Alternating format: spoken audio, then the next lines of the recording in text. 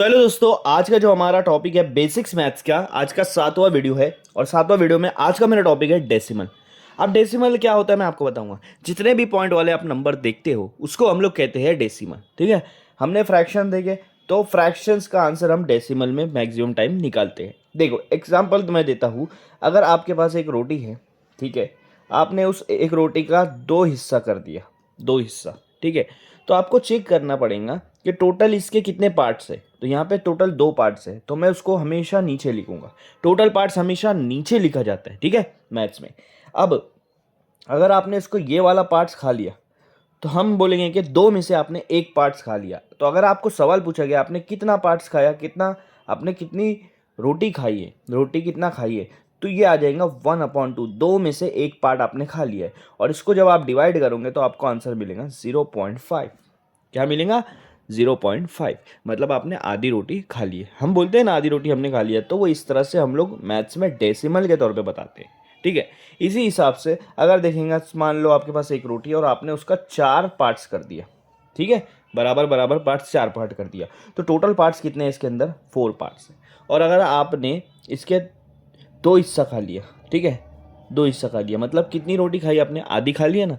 तो हम पूछेंगे कि आपने कितनी रोटी खाई, तो दो हिस्सा खाया, टोटल कितने में से? 4 में से। ओके, इसको डिवाइड करेंगे तो ये भी वापस 1/2 हो जाएगा, और उसका आंसर वापस से क्या आएगा? 0.5। मतलब आपने आधी रोटी अभी भी खाई है। ठीक है, तो इस तरह से हम इसको मूछते हैं। अगर आपने इसके 3 पार्ट्स खा लिए 4 में से, तो यहाँ पे क्या हो जाएगा? 3। और इसको आप डिवाइड करो तो 3/4 क्या हो जाएगा? 0.75। इस तरह से आपका आ जाएगा कि आपने इतनी रोटी खाई है, 0.75। तो ये आपका डेसिमल हो जाएगा।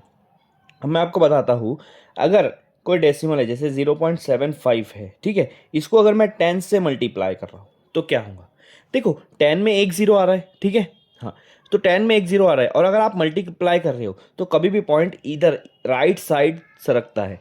तो क्या करना है, एक अगर जीरो है तो पॉइंट को एक नंबर के बाद ही आप उसको लगा सकते हो। तो जैसे यहाँ पे 0.75 है, मैं लगा दूंगा 0.75।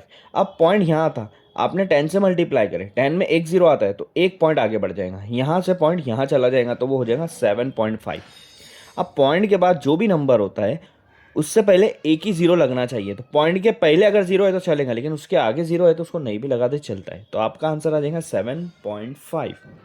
अगर यही नंबर ऐसा रहता है आपके पास 3.60 मल्टीप्लाई 10, तो अब आप समझो इसको कैसे करते हैं। यहाँ पे ये जो डेसिमल है ये किससे मल्टीप्लाई हो रहा है? 10 से। 10 में कितना जीरो है? एक। तो मतलब इसको एक जीरो आगे बढ़ा देंगे। अब आपके पास जो डिजिट है वो क्या है? 360। तो हम ये वाला पॉइंट आगे बढ़ा देंगे, 36.0 हो जाएगा। पॉइंट के बाद अगर जीरो लिखते हैं तो उसको नहीं भी लिखते चलता है, मतलब इसका आंसर आ जाएगा 36। तो उसको इस तरह से आप इसको रिप्रेजेंट कर सकते हैं। लेकिन अगर आप डिवाइड की बात करोगे, जैसे 75 है और इसको 10 से डिवाइड कर रहे हैं, तो डिवाइड में क्या होता है, पॉइंट पीछे की तरफ मतलब लेफ्ट साइड सरकता है।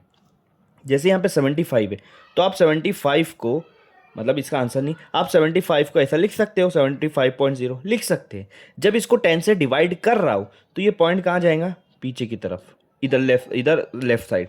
तो ये लेफ्ट साइड सरकेगा तो क्या हो जाएगा? 7.50। आप इसको 7.5 भी लिख सकते हो। तो इस तरह से आप इसको यहाँ पर रिप्रेजेंट कर सकते हैं।